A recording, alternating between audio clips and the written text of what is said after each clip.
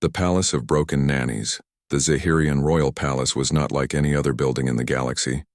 It stood tall and alive, its walls grown from living coral that glowed with soft light. Every hallway pulsed with veins of silver, and the spires stretched into the stars like frozen music. The palace looked beautiful from the outside, but inside its walls fear walked with every servant. At the heart of this fear was Princess Kira, the only daughter of Queen Zilara. She was 7 years old, small but powerful, with violet eyes that seemed to burn like tiny suns. Her laughter was rare, and her anger was feared. 15 nannies had come to care for her in the last 2 months. 15 nannies had left the palace in tears, trembling, and broken. The queen dismissed them one by one, saying they had failed her child. But the whispers in the palace told a darker story. They said the princess was untameable, cursed, or maybe touched by powers too strong for any teacher. Queen Zilara ruled with iron dignity. She was tall, her form wrapped in robes that shimmered like liquid starlight. Her silver eyes could silence a room with just one glance. She had conquered 7 worlds, yet she could not calm her own daughter. Every failure of a nanny made her temper colder, her orders sharper. She wanted her heir to be perfect, disciplined, ready to rule an empire. But the princess only screamed, broke things, and frightened everyone who came near. While nobles and tutors filled the upper halls, someone else walked quietly in the shadows. His name was Marcus Chen. He was not a noble, not a tutor, not even a servant of high standing. He was the palace janitor, a human far from Earth. His job was to sweep the shining floors, polish the crystal walls, and carry away the trash of an empire that barely noticed him. Most aliens in the palace never looked at him twice. To them he was invisible, a shadow pushing a cart. But Marcus had once been more than this. He had been a father, a husband, a man with a home. Now all he had left was a faded photograph in his pocket, showing his daughter's smiling face. Her name had been Emma, and she was gone, lost to a war that had stolen too much. Marcus often worked at night when the palace was quieter. It was during these nights that he heard the princess scream. The sound cut through the glowing halls like broken glass. Every time he heard it, his chest tightened. It was not just anger in that sound, he thought. It was pain, loneliness, and something else no one seemed to understand. Servants whispered when they thought no one was listening. The child cannot learn. She rejects every lesson, one said. She threw the learning tablets into the fire. Another whispered. She made the crystal walls tremble just by shouting. A third added. Marcus listened, but he said nothing. It was not his place to speak. Yet he could not shake the feeling that he had heard a sound like this before. It reminded him of Emma, when she struggled with her books back on Earth. She had cried once, saying the letters would not stay still, that they moved on the page like restless birds. Marcus had comforted her then, teaching her with patience instead of punishment. But Emma was gone, and those memories only lived in his heart. One evening, Queen Zilara entered the royal nursery. Her steps echoed like thunder across the glowing floor. Inside, Princess Kira sat surrounded by broken toys and shattered tablets. A nanny stood nearby, her forearms shaking, her voice pleading, "Your Highness, please, just hold the tablet. Please try again." The little princess's eyes flared with violet fire. "I can't," she shouted, her small fists clenched tight. "The letters move, they won't stay still." Her voice carried strange harmonics, making the walls vibrate with her anger. The nanny flinched, her glowing skin flickering with fear. "My queen, perhaps," she began. But Queen Zilara raised a hand, her voice sharp as ice. "You are dismissed permanently," she said. The nanny dropped the tablet and hurried out, tears shining in her eyes. It was the 15th nanny gone. The servants whispered that no one else would dare take the position, but Queen Zilara only stood tall, her face cold and unreadable. "My daughter will learn," she declared, "or she will learn nothing at all." In the shadows of the doorway, Marcus had stopped with his cleaning cart. He pressed himself against the living wall, listening. His brown eyes caught the glow of the chamber, reflecting the image of the lonely child. He thought of Emma again. of her small hands clutching books that betrayed her, and for the first time, he wondered if the alien princess might not be cursed at all. Maybe she was simply misunderstood. Maybe she needed someone who knew what it was like to watch letters dance and refuse to stay still. As Queen Zilara left the room in cold silence, Princess Kira sat alone, her eyes still glowing. The palace seemed to hum with tension, and in that moment, Marcus felt something ancient stir in his chest, the heart of a father who could not walk away from a child's cry. He had been invisible for so long, but perhaps not forever. Something was changing, though no one could see it yet. And deep inside the glowing palace where 15 nannies had failed, a simple human janitor took one small step closer to a destiny that would change the galaxy: the neural crown. The palace of Zehiria did not sleep. Even when the twin suns of the system sank below the horizon, the living walls still pulsed with light, and the spires breathed in rhythm with the stars. Whispers ran like fire through the glowing halls. The queen had called for a new teacher, and not just any teacher, but the most feared and respected governor of learning in the outer spiral. Her name was Thalandra, and even her shadow carried weight. Governor Thalandra was not a gentle tutor. She had trained heirs of 17 dynasties, children with claws, wings, and minds too wild to shape. She had broken them all into obedience, her methods sharp as the blades she wore on her 6 hands. The stories of her victories were legend. One courtier whispered, "She tamed the feral prince of Nebula 7 in a single week." Another added, "She forced the twins of the Crimson Rim to recite their histories while chained in mid-air." Every tale made the servants shiver, but the queen only listened with cold approval. This time she thought there would be no failure. The court gathered in the grand hall. Its crystal arches reached into the sky, and every step across the floor sang like the notes of a frozen harp. Nobles filled the balconies, their luminous markings flashing as they whispered wagers on how long the governor would last. None of them noticed Marcus Chen moving silently in the back, pushing his cleaning cart along the wall. To them, he was dust, a shadow, a human in a patched uniform. But his eyes stayed on the child sitting small and tense at the foot of the queen's throne. Princess Kira's hands gripped the arms of her chair. Her violet eyes glowed like stormlight, but inside them, Marcus saw fear, not fury. She knew something terrible was coming, and then the herald's voice rang through the chamber. "Behold Governor Thalandra of the Crystal Academy." The governor entered like a storm. Her exoskeleton armor gleamed, each joint shining with ceremonial polish. 6 arms moved in perfect rhythm, and her compound eyes scanned the hall with mechanical precision. When she spoke, her voice ground like metal against stone. "Your Majesty, I bring the crown of perfect learning." A murmur swept the nobles. The neural crown had not been seen in years. It was a relic of control, a device that poured knowledge directly into the mind. Thalandra held it high, and the living metal writhed like silver snakes around her fingers. "This crown bypasses weakness, bypasses resistance," she declared. "No child has ever failed while wearing it." Queen Zilara leaned forward on her throne, her silver eyes gleaming. "Proceed," she commanded.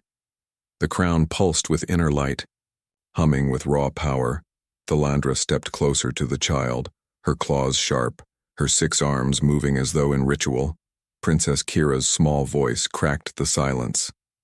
"It hurts just to look at it." She pressed her hands to her temples, her body trembling, but the queen's face remained stone. "You will wear it, daughter," she said. "You will learn." Thalandra lowered the crown slowly, the silver filaments reaching like hungry roots for the child's head. The nobles leaned forward in silence, ready to witness the end of rebellion. But then a voice rang out, cutting through the hall like a blade. "Stop!" Gasps rippled through the chamber. Every eye turned toward the source. A human figure stepped out from the shadows of the pillar. His uniform plain, his hands empty, yet his presence shook the moment. Marcus Chen walked forward with steady steps, his gaze fixed only on the trembling child. "Remove him," Thalandra snapped, her compound eyes flashing. "Security, clear this contamination." The guards moved, but Marcus kept walking, his voice rising calm and clear. "You don't like the way the letters dance, do you?" he said, speaking not to the queen, not to the governor, but to the little girl. The hall froze. Princess Kira's eyes widened. Violet flames softening in surprise. No one had ever spoken to her like that, she whispered. "They won't stay still, they keep moving." Her words trembled with the same despair Marcus had once heard from his own daughter, and for the first time in months, her pain had been named. The Landra hissed, her arms tightening around the crown. "You dare interrupt royal instruction," she said, her voice like shattered glass. "You dare tell the heir what she feels." But Marcus did not look at her. He knelt down, lowering himself so his eyes met Kira's. His hands, calloused and scarred, rested calmly on the polished floor. "My daughter Emma said the same thing," he told her, his voice gentle. "She said the letters tried to escape the page because they were afraid of being trapped." The princess stared at him, her lips parting as though she were breathing for the first time. "She said that too," she whispered. "The letters want to run away." Marcus reached into his pocket and drew out something small and simple. A wooden butterfly, worn smooth from years of touch. "She carved this," he said softly. "We used it to chase the letters down, to make them stay, to show them they were safe in stories." The butterfly caught the palace light, glowing in the child's palm as she reached out. And for a moment, something impossible happened. The carved wings trembled, fluttering faintly as though alive. The nobles gasped, the guards faltered, and even the queen's silver eyes flickered. The Landra growled, lifting the neural crown higher. "This is nonsense, primitive superstition," she spat.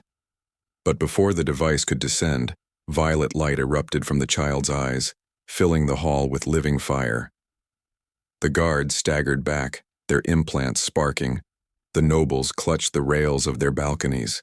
The Landra froze in disbelief. The little girl stood tall, her voice ringing with new strength. "Don't touch him," she said. The entire palace trembled with the weight of her words. The letters that refused to stay still. The grand hall of the Zehirian palace had gone silent. The neural crown still pulsed in Thalandra's claws, but its glow seemed dim against the violet fire shining from Princess Kira's eyes. Guards who once marched without fear now hesitated, their weapons humming but their bodies frozen. The queen's face remained carved from ice, yet her silver eyes betrayed a flicker of something rare, doubt. And in the center of it all stood Marcus Chen, a janitor in a patched uniform, kneeling before a child no one could tame. He did not bow to the queen, nor did he tremble before the governor. He bowed only to the little girl with shaking hands. "My daughter Emma once said the same thing you did," Marcus said softly. "She said the letters tried to run away from the page, like frightened birds." The princess blinked, her breath catching as though someone had reached inside her chest and named her secret. "No one believed me," she whispered, her voice cracking. "They said I was lazy or stupid or cursed, but the letters never stay still." Gasps rippled across the balconies.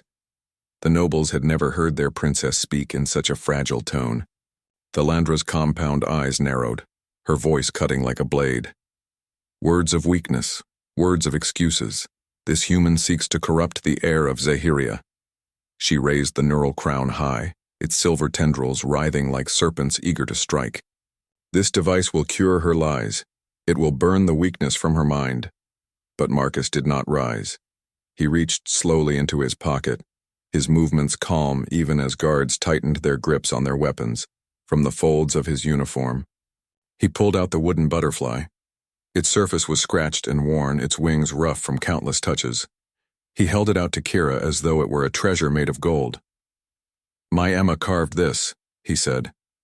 "She told me we could use it to chase the letters, to catch them before they ran away, to remind them they were safe when they stayed together." The little princess stared at the toy with wide eyes. She reached out, her glowing fingers trembling as they brushed against the wood. The moment she touched it, the butterfly shimmered. Its carved wings fluttered faintly, not with mechanics, not with magic, but with the strange harmony of two bloodlines colliding. A gasp tore through the hall as the simple toy moved as though alive in her hands. Thalandra hissed, her voice sharp with fury. This is trickery, human superstition, not science, she spat. But even as she spoke, Kira's face softened, her violet eyes filling with something no crown could force. Hope. What did you do? She whispered to Marcus, her voice trembling with desperate curiosity. How did you make the letters stop running? Marcus met her gaze, his brown eyes steady. We played games, he said, his voice carrying not just to her but to every noble watching. We told the letters they weren't prisoners, they were explorers, brave ones who wanted to tell stories to the stars. When they felt safe, they stopped running. They learned to dance together instead of fleeing. The princess clutched the butterfly tighter, her eyes shining brighter, her small shoulders straightened, and for the first time in her life she smiled, faint but real. The nobles stared in shock, whispering among themselves. Could it be that a human janitor had reached the child where the galaxy's greatest tutors had failed? The queen's voice rang out, cold and cutting. Guards, seize him, she commanded. The spell of wonder shattered as armored soldiers moved forward, their weapons crackling with energy. But before they could reach him, Kira stepped in front of Marcus, her small figure glowing with violet light. Don't touch him, she said.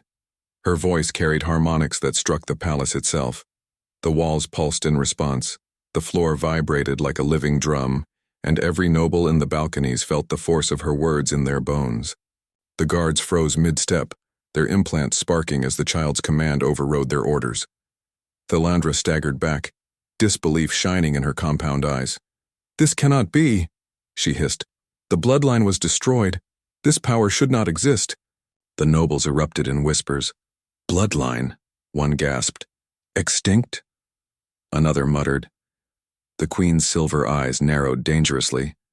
But she said nothing, her silence louder than any denial. Marcus rose slowly to his feet, his body tense but his voice steady. Your Highness, he said gently to Kira, ignoring the shocked crowd around him. Would you like to hear a story about letters that learned to dance instead of running away? The little girl's lips parted, her violet eyes locked on him with wonder. Yes, she whispered, her voice trembling with hope.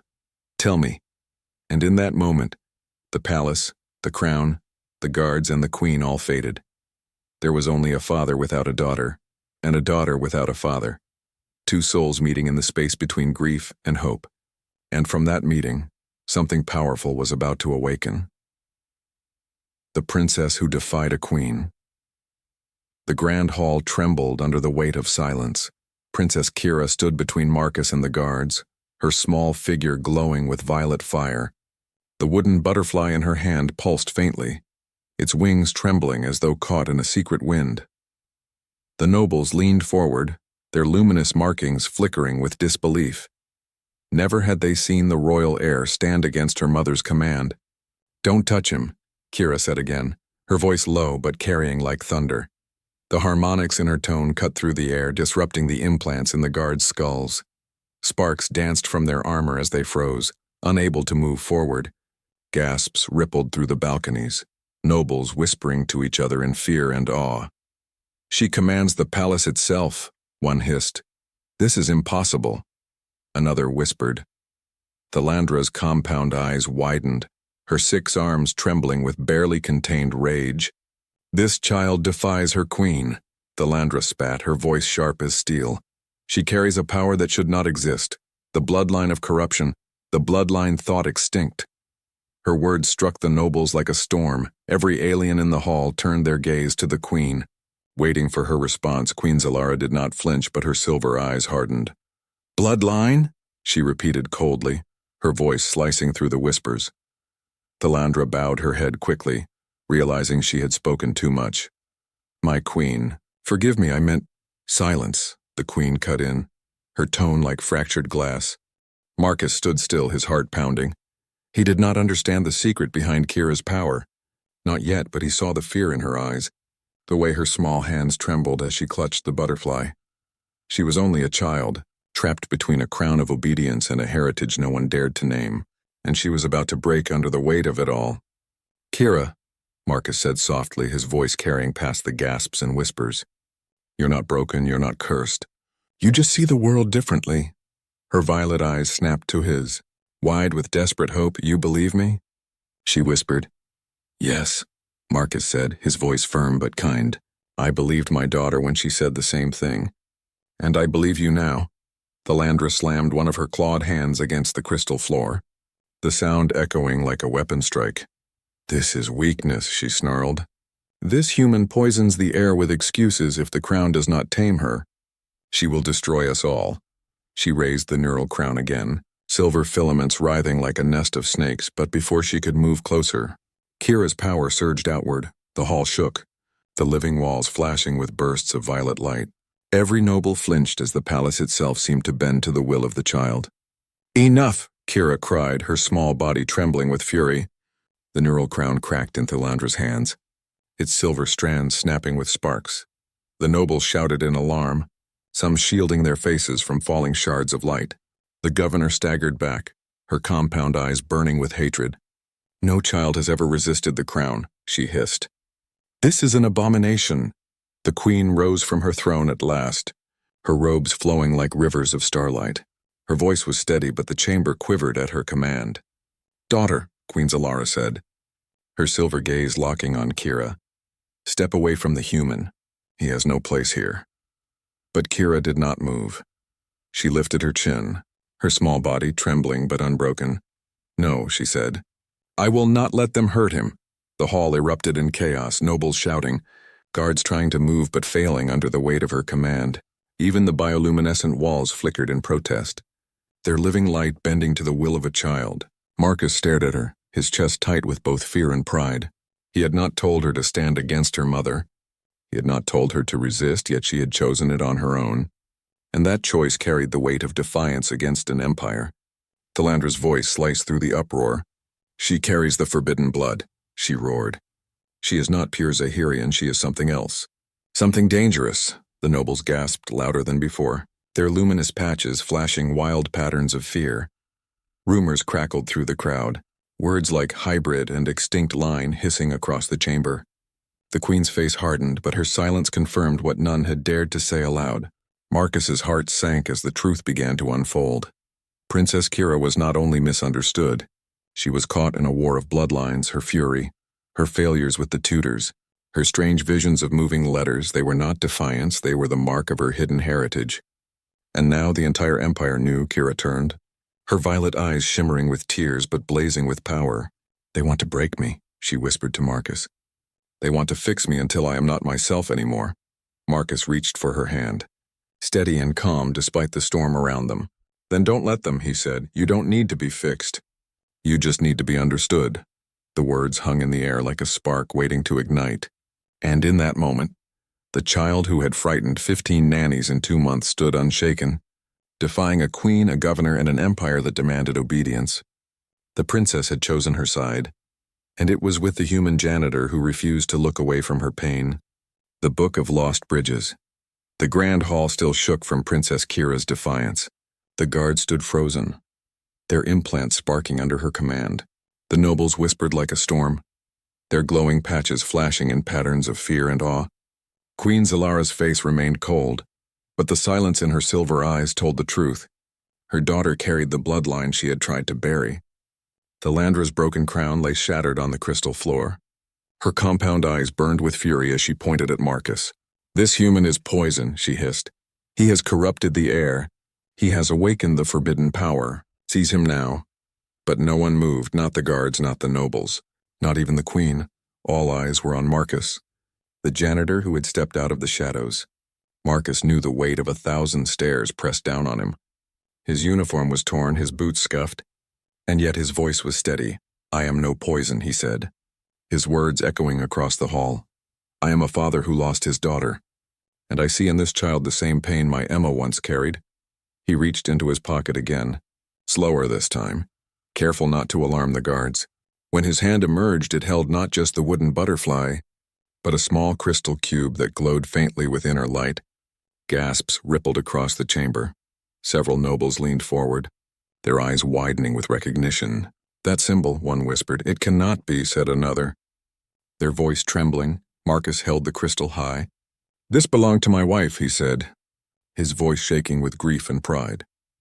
"Dr. Sarah Chen." lead xenolinguist of Earth's first contact protocols. The hall erupted in whispers. Even Thalandra faltered, her arms lowering as the truth crashed over her. She was the architect of the Harmony protocols, Marcus continued.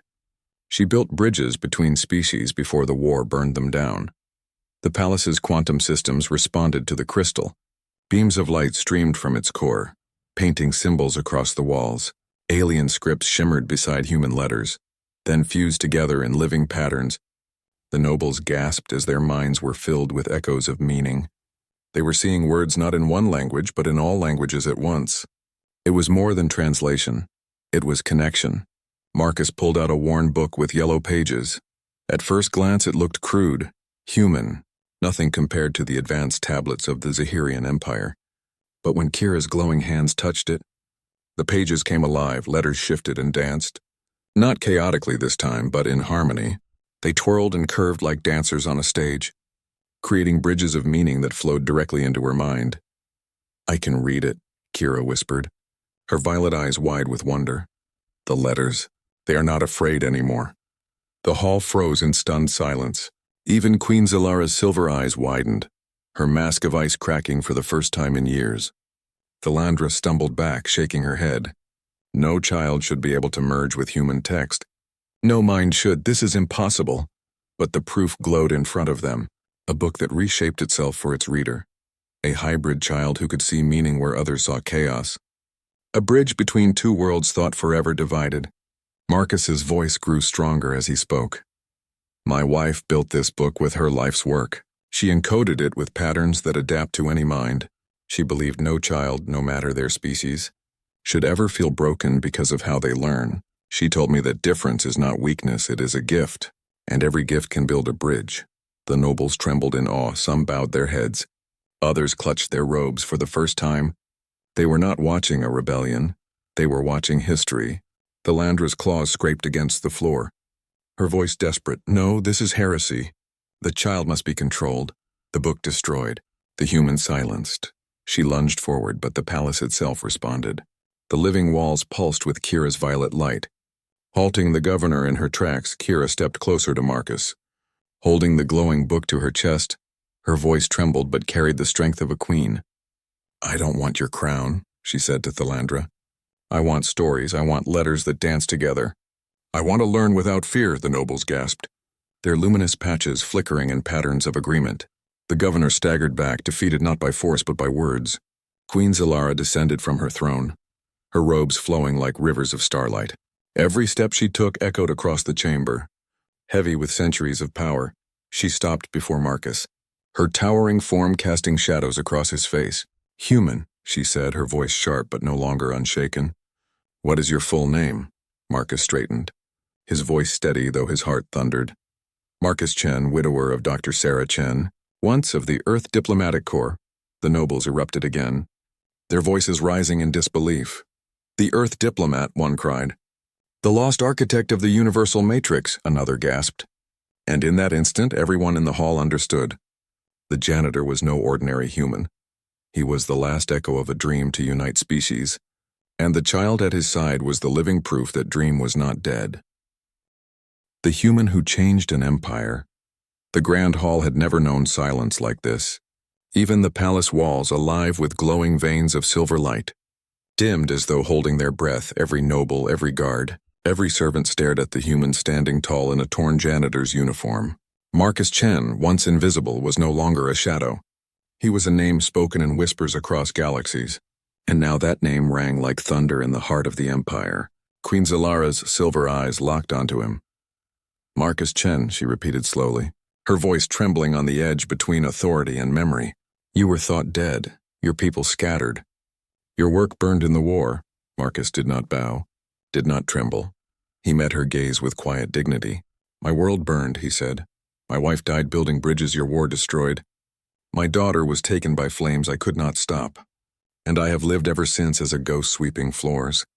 "Until tonight," the nobles whispered furiously, their luminous markings flashing wild signals of fear and awe. "This is the architect of the Harmony protocols," one gasped. "He built the matrix of understanding between species," another cried. "The man who could have ended the war before it began." Thalandra hissed, her compound eyes blazing with rage.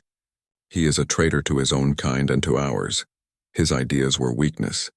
Weakness that let humans resist us. But Marcus did not look at her. He looked only at the little girl clutching the glowing book. Kira's violet eyes shimmered as though she carried stars within them. She whispered, "You lost a daughter too." Her small voice struck the chamber harder than any weapon. The queen's mask cracked at last, her lips parting, her hands trembling at her sides. For 7 years she had hidden her grief, but her daughter's words cut straight to the wound she had buried. "Yes," Queen Zilara whispered, her voice breaking for the first time. "Your father was taken from us. The human who dared to love a queen of Zehiria." Gasps swept the chamber like a storm. The forbidden truth was out. Princess Kira was not only heir to the empire, she was half human. The nobles staggered under the weight of it, their luminous markings flashing in chaos. Some bowed in shame, others hissed in protest, but none could deny the bloodline shining in the child's violet gaze. Thalandra screeched, her claws scraping against the crystal floor. "This is corruption, this is heresy. The empire will collapse if the child is allowed to live. She must be contained, the human destroyed." She raised the shattered remnants of the neural crown as though it were still a weapon, but Kira stepped forward, her voice steady, her power crackling in the air like a living storm. "I don't need your crown," she said. "I don't need your chains. I need teachers who remember that wisdom is not forced, it is offered." The nobles gasped, some collapsing to their knees as the harmonics of her voice resonated through the palace itself. Thalandra's claws trembled, the shards of the crown falling uselessly to the floor. For the first time in her life, the governor of 17 dynasties stood powerless before a child. Marcus turned to the queen, his voice low but strong. "Your Majesty, I did not come here to challenge your throne. I came because I heard a child crying. A cry no one else understood, and I could not walk away. Not again." He held the glowing crystal high, the echoes of his wife's work shimmering across the walls in patterns of unity. "Sarah Chen believed differences are not flaws, they are bridges. And your daughter carries that bridge within her. Do not break it. Build with it." The queen's eyes shimmered with a storm of grief and pride. For the first time she saw not rebellion in her daughter's defiance, but legacy. The legacy of a love forbidden by empires, yet powerful enough to change galaxies. Slowly she extended her hand toward Marcus, her voice steady but heavy with unspoken emotion. "Marcus Chen, you are no longer janitor of these halls. By royal decree you are appointed as my daughter's cultural guide, her teacher and her protector." The nobles erupted again, some crying out in protest, others bowing in stunned respect. Thalandra staggered back, her compound eyes wide with fury and disbelief. "You cannot trust him, he will destroy us," she shouted. But the queen's voice cut her down like lightning. "Governor Thalandra, you failed where a human succeeded. Leave my sight before I strip you of your titles." The governor hissed, but her pride was shattered. She turned and fled, her exoskeleton dulled, her legacy in ruins. The hall fell into silence once more, broken only by the soft sound of a child's breathing. Princess Kira clutched the book tighter and looked up at Marcus. "Will you stay?" she asked, her voice trembling with fragile hope. "Will you teach me about the letters that learned to dance?" Marcus knelt before her, no longer as a janitor, but as a father who had found a daughter in a place he least expected. "If your mother allows it, little princess," he said softly, "I will stay as long as you need me." Queen Zilara placed one hand on her daughter's shoulder and the other on Marcus's arm. Her touch sent ripples through the living palace, a harmony not felt since before the war, and for the first time in years, the queen whispered words not of command, but of surrender. "Then stay," she said, her voice breaking with both grief and relief, "for perhaps the empire does not need crowns of control. Perhaps it needs bridges of understanding." The janitor who taught a queen 6 months had passed since the night the grand hall shook with defiance. 6 months since a child stood against her queen, and a janitor rose to challenge an empire. The palace was no longer a place of whispers and fear. It pulsed now with a different rhythm, a rhythm of learning, of change, of bridges being built where walls had once stood. The Zehirian Royal Academy had been reborn. Its doors opened not only to noble heirs but to children from 17 species. Where once tutors forced knowledge through crowns and commands, now students chased letters across glowing pages. They laughed, they argued, they failed, and they tried again. And at the heart of it all sat Princess Kira, her violet eyes bright with joy as she turned the glowing pages of her mother's enemy and her father's legacy. Marcus walked the halls now not with a broom and a cart, but with a book in his hand. He wore robes of a royal educator. Yet he kept his old janitor's uniform folded in his chambers, for he remembered well what the nobles wanted to forget, that the greatest change in an empire had begun not with a crown, not with a throne, but with a man who refused to ignore a crying child. But not all in the empire accepted this change. In the shadows beyond the glowing spires, old enemies gathered. Governors who had thrived on control and obedience sharpened their blades of politics. They whispered of weakness, of corruption, of a queen who had betrayed her bloodline by honoring a human. They swore the new academy would crumble, and some swore Marcus Chen would not live long enough to see his work completed. One night the palace lights dimmed as an old council assembled. The nobles of ancient houses filled the chamber with their glowing skins. Each flicker a signal, each whisper a threat wrapped in courtesy. They demanded answers from their queen. "How can the heir of Zehiria be half human?" one thundered. "How can we allow a janitor to guide our princess?" cried another. "This experiment will break the empire," hissed a third. Queen Zilara rose with regal calm, her silver eyes cold as starlight. "You call it an experiment," she said. "I call it survival." Her voice echoed through the chamber, sharp as crystal. "Our empire has conquered, crushed, and commanded for centuries, but we learned nothing. A human taught us that understanding is stronger than obedience. My daughter will not be a ruler of chains. She will be a builder of bridges." The council erupted in protests, their voices crashing like waves. But then Princess Kira stepped into the hall, holding the wooden butterfly. The room fell into silence as her violet eyes swept over them. She held the book of her father high, its pages glowing with living light. "I can read now," she said softly, "and I will make sure every child can read, no matter how their mind works, no matter where they come from." The nobles gasped, some with anger, some with awe. Never before had the heir spoken with such certainty. Her words carried harmonics that shook the ancient chamber itself. And in that sound, even her enemies heard truth. Not weakness, not corruption, but the birth of something new. Marcus stood quietly at her side. His heart heavy and light all at once. He thought of Emma, his daughter who never lived to see this day. He thought of Sarah, his wife whose work now shaped the stars. And he knew that though grief would never leave him, something had been healed. A bridge had been built between what he lost and what still lived. The Landra, stripped of her titles, had vanished into exile, but whispers said she still plotted in the dark, that she would return with others who longed for crowns of control instead of books of bridges. Marcus knew the fight was not over. Empires do not change in a single season, but tonight in this hall, change had begun. On the anniversary of the Terran-Zehirian armistice, the Queen herself stood before the Galactic Council. She lifted her daughter's hand high, the human and Zehirian bloodline shining together in violet fire. "We once thought ourselves superior," Queen Zilara declared. "But the humblest of teachers showed us the truth. A janitor taught a queen that true strength is not forcing others to be like us. True strength is celebrating the differences that make us stronger together." The council bowed, some in respect, others in shame. And for the first time since the war, hope moved through the galaxy like a sunrise. Marcus returned to his chamber that night. On his desk sat two pictures side by side.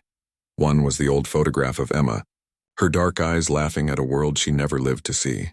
The other was new, a painting made by Princess Kira herself. It showed letters turned into birds, flying together into the stars. At the bottom she had written in shaky but proud script, "To my teacher, to my friend." Marcus touched both pictures gently, his eyes wet with tears he no longer hid. He whispered to the empty room, "Emma, Sarah."